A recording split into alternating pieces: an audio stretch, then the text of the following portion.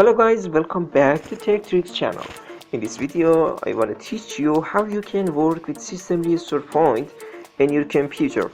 Be with us until the end of the tutorial and be sure to subscribe our channel and like our video. Thank you for watching this video and let's start. System Restore Point is an option in your computer and in your Windows that you can fix your problem, not for example document problem, fix your system problem, and this action does not affect to your file and document and just affect it to your program. For example, your computer running slowly, your computer getting viruses, and you can restore your system that the date and time you want.